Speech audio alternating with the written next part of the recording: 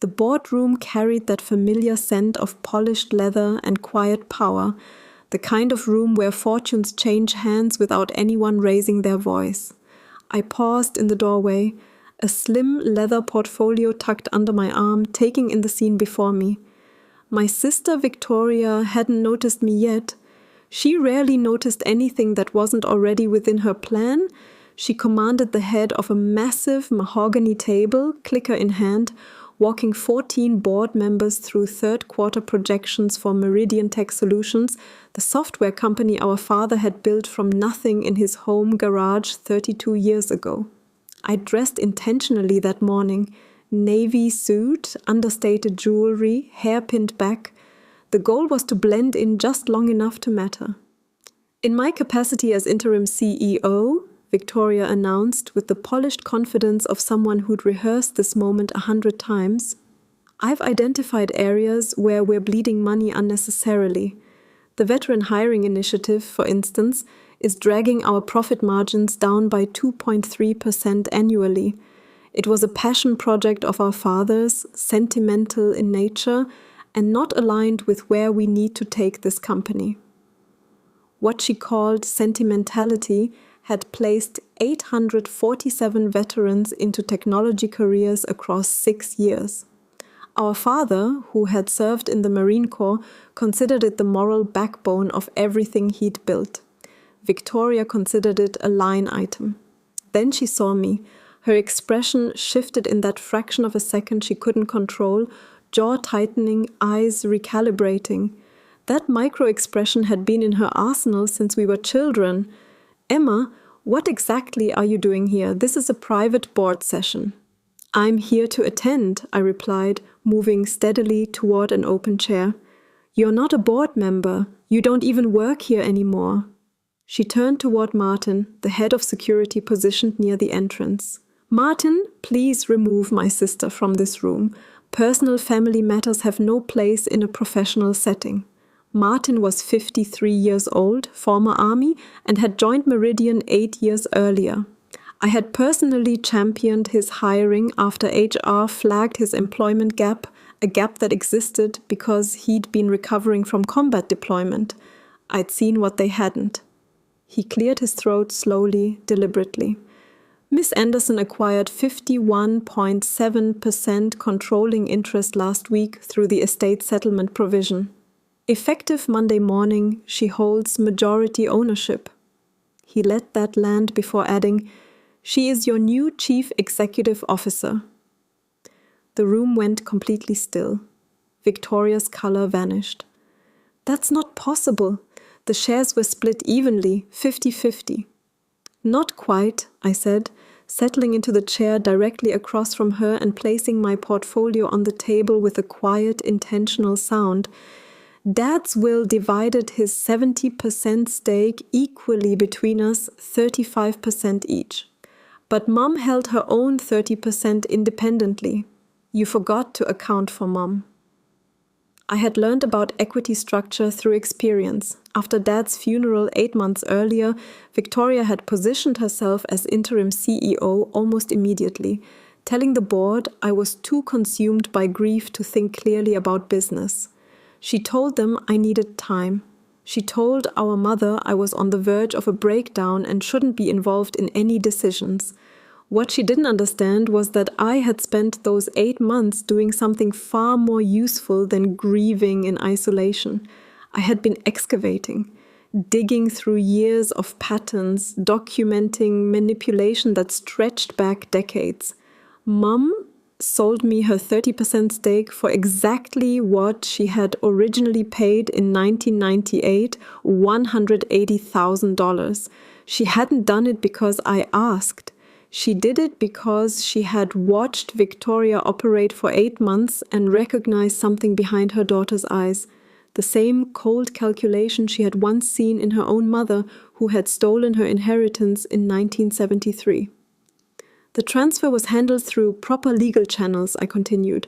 Mom's attorney, Judge Morrison, a retired family court judge who oversaw Dad's estate, verified the entire transaction. The notification was filed with the appropriate parties last Monday. I now hold 51.7%. You hold 35%. The remaining 13.3% belongs to the employee stock option pool. Victoria's hands gripped the edge of the table. You went behind my back. I used proper legal channels, I said, which is more than I can say for you. I opened the portfolio. This is a summary of the financial decisions you made as interim CEO over the past 8 months. I removed the first document. June 15th. You eliminated the veteran hiring program. Annual savings, $340,000. You also eliminated the coordinator position, terminating Sarah Vance, a Marine Corps veteran with 3 Purple Hearts who had personally placed 127 veterans into careers. Board member Patricia Chen, who oversaw human resources, shifted visibly in her seat. Victoria had described the position to her as redundant. She had never mentioned Sarah's background. July 3rd, you sold our community training center to a real estate developer for $1.8 million. That building housed free coding programs for underserved communities. Dad launched it in 2016. Over 7 years, it trained 2,430 people, 64% of whom we went on to hire. I slid receipts across the table toward the board. The buyer was Pinnacle Development LLC, a company registered in Delaware 3 months before the sale closed. The sole registered owner of that company is you. You sold company property to yourself at 40% below appraised value. An independent assessment placed the market value at $3.1 million. Richard Torres, our CFO and a board member, pulled the documents toward him, his expression tightening as he absorbed the numbers. August 10th, you increased your own compensation from $180,000 to $420,000 annually, effective immediately, citing market rate adjustments for a CEO-level position. The actual market rate for a CEO of a company our size is $280,000. You awarded yourself a 133% raise while cutting programs built for veterans. Victoria shoved her chair back and stood. I was running this entire company while I was what? I kept my voice even. Grieving? I was documenting. Dad taught me that. He used to say, paper always beats conversation in business. Some machines are built broken. Our family had spent nearly 4 decades feeding coins into the slot of Victoria's promise, convinced that the return was just one more pull away. But I had finally accepted what the data had been showing me all along. There is a psychological pattern called narcissistic triangulation, where someone inserts themselves as the central authority while quietly severing every connection around them. Victoria had executed it with precision. She told the board I was unavailable. She told our mother I was unstable. She told our younger brother Daniel that I was being difficult. She managed each relationship separately so that no one ever compared notes, until the day in September when Mom called Daniel and Daniel called me, and all 3 of us ended up sitting around Mom's kitchen table on a Thursday afternoon, laying out the pieces of a puzzle none of us had seen in full before. She told me you didn't want to be involved, Mom had said quietly, that the company was too painful a reminder of your father. She told me you were having panic attacks, Daniel added, that talking about business decisions would set you back. I had shown them my phone. 47 messages sent to Victoria over 6 months. Questions about board meetings, spending decisions, strategic direction. Her responses ranged from "I'll handle it" to "not a good time" to complete silence. Family isn't simply the people who share your blood, Mom had said after a long pause. It's the people who show up when blood isn't enough. That was the afternoon she offered to transfer her shares. Back in the boardroom, I continued through my documents without hurry. September 22nd, You attempted to sell Meridian's proprietary software licensing to Cortex Systems for $4.2 million. Market analysis places its value at $11.8 million. You were offering a competitor our most valuable asset at a 65% discount. I produced another page. The VP of Acquisitions at Cortex is James Morrison, your fiancé. This is the email chain discussing the transaction. One message from him reads, "Once this finalizes, we can finally start the villa renovation." Patricia made an audible sound. Richard's face had gone deeply red. October 5th. You terminated Michael Torres, our lead developer, citing performance deficiencies. Michael's code efficiency rating was 98%. He had developed 3 of our flagship software features. I slid the termination documents across the table. He had also begun asking questions about the Cortex deal. His termination included a forced non-disclosure agreement with a $500,000 penalty for any disparaging remarks about company decisions. Judge Morrison reviewed that agreement and characterized it as an unconscionable restraint. Michael is currently consulting with an employment attorney. You have been systematically taking apart everything Dad built, I said, not to modernize it, to liquidate it for personal gain. Victoria's voice fractured. You have no idea what it actually takes to run something. You were always his favorite. I was VP of operations for 6 years, I said. I built the entire project management infrastructure from scratch. I negotiated our 3 largest contracts. I created the veteran program you just called Sentimentality. I leaned forward slightly. And yes, Dad and I were close because we held the same values. We believed a company could be profitable and meaningful at the same time. I had spent months assembling what I thought of privately as the true ledger, the accounting that doesn't appear on any financial statement. Thanksgiving 2018. Victoria announced her engagement the same week I was promoted to VP. My news received 3 minutes. Her plans received 3 hours. Dad's cancer diagnosis in 2023. I took family medical leave to coordinate appointments, research treatment options, and provide daily support. Victoria visited twice in 6 months, both times to discuss business decisions she was preparing to make. The funeral. My eulogy spent 847 words describing who my father actually was, his commitment to veterans, his belief in second chances, his insistence that a business had a responsibility to its community. Victoria spoke for 4 minutes about continuing his legacy and honoring his success. She did not mention a single person he had helped.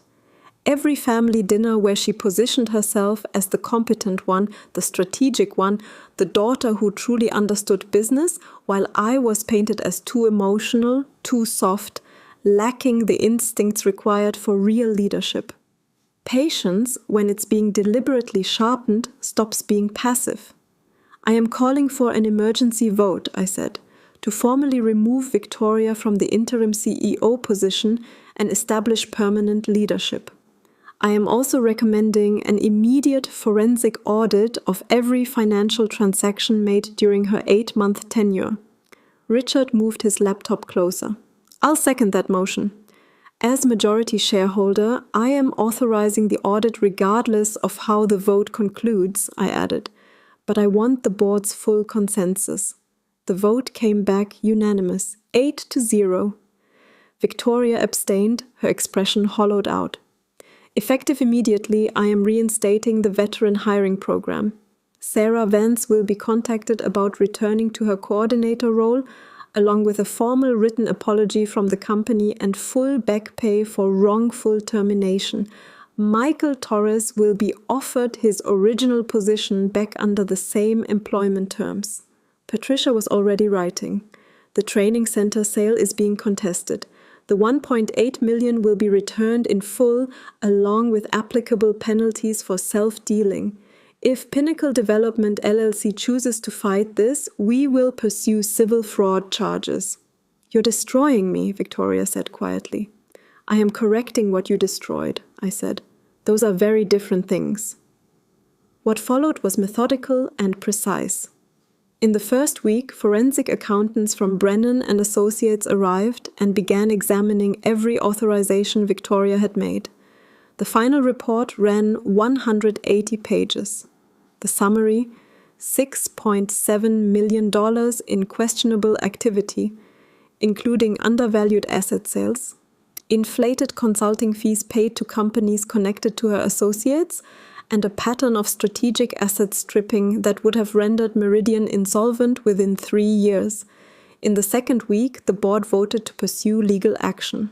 Victoria was removed from every role. Her 35% stake was placed in a restricted trust she could neither access nor sell without board approval, a provision Dad had quietly written into Meridian's governance structure years earlier.